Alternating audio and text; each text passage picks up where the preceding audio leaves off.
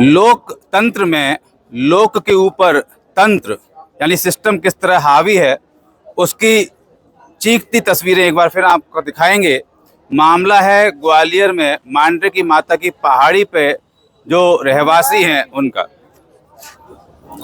और यहाँ 20-25 साल से लोग रह रहे हैं और अब उनको 30 साल से भी लोग रह रहे हैं और अब उनको नोटिस आ चुके हैं कि उनके निर्माण अवैध हैं और उनको तोड़ा जाएगा।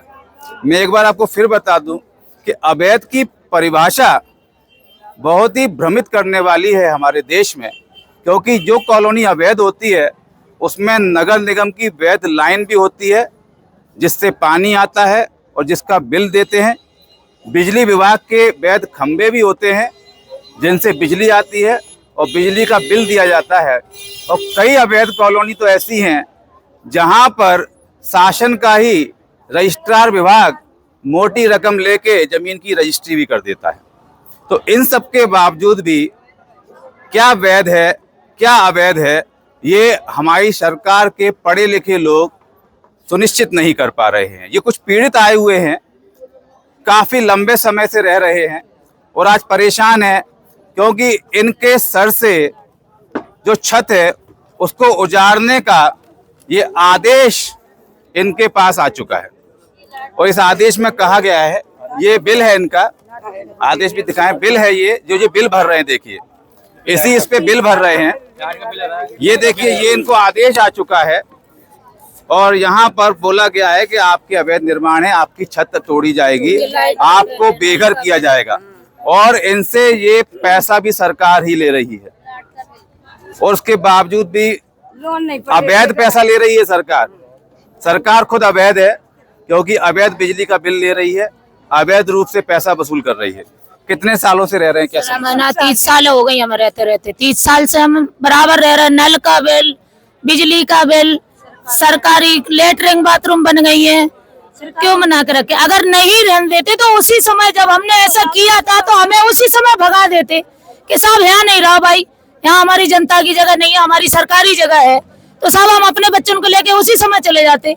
तब हमने पेट काट काटे मजदूरी कर करके बच्चों को पेट पाल के बनाए मकान, और 30 साल हो गई जब से हम वहाँ पे रह रहे। अब आपने एकदम ना हमको नोटिस दे दिया, साहब हम कहाँ जाएंगे बच्चों को लेके? कहाँ जाएंगे बच्चों को लेके? माता जी कब से रह रहे हैं आप? आगे 30 साल से रह रहे हैं। 30 साल से रह रहे हैं। बच्चे वहीं हुए आपके? बच्चे आपके वहीं हुए हमारे। अच्छा, वहीं सपने देखे कि बच्चे बड़े होंगे, भैया वहीं करेंगे, वहीं शादी करेंगे, बच्चे बड़े होंगे, वहीं से रह रहे हैं। क्या होगा उन सपनों का? भैया मैं तो रह रहे वहीं रहे भैया, जाएगी हम तो यही देखिए 30 साल से सपने बुने उस छत के नीचे रह रहे हैं, जैसे तैसे मजदूरी करके घर बनाया। माता जी रो रहे हैं, आप रोने से नहीं होगा, हिम्मत रखिए, हिम्मत रखिए, आपके सपने टूट रहे हैं, टूटेंगे नहीं, ये प्रयास रहेगा। आवाज आपकी माननीय मुख्यमंत्री तक पहुंचाएंगे। हमारी जगह वही की वही दही जाए प्रभु। हम 30 साल से रह रहे हैं, हमारी जगह वही छत छीन रहे, हम पैसे सरकार हमारी माँ का पूरी करें। रोइए नहीं माता जी, किसी के छत के छीनने का दर्द इस माँ के आंसुओं में उन जिम्मेदारों को देखना चाहिए कि कितनी तकलीफ होती है। रोने वाली और भी बहनें हैं हमारी, ये शिवराज मामा जी जिनको बहनें कहते थे, लाडली बहना का पैसा मिलता है।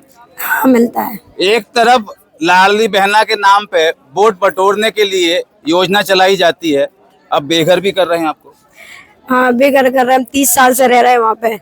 अब एकदम नोटिस हो जाता है कि आप खाली करो, अब हम कहाँ जाए बताओ? छोटे छोटे बच्चे लेके हम करें, 600 आदमी का परिवार है, हम कहाँ पे जाए सर?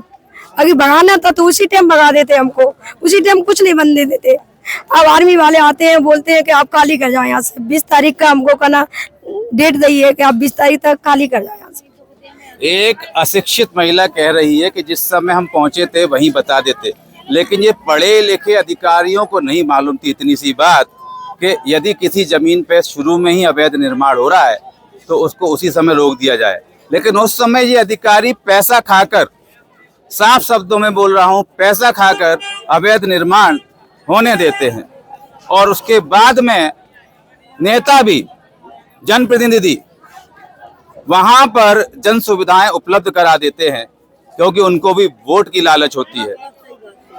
अम्मा जी कह रही हैं, बात सही कर रहे हो। वो वोट का ही लालच है।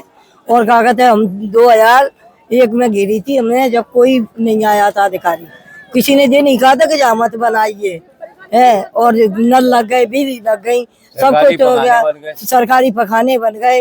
अब बताइए अब कहाँ जाए। देखिए, सरकार ने शासकीय शौचालय बनाए हैं, स्कूल भी बनाया। क्या करते हो भैया? ये मजदूरी करते हैं। मजदूरी करके बच्चों का पेट पाल रहे हैं।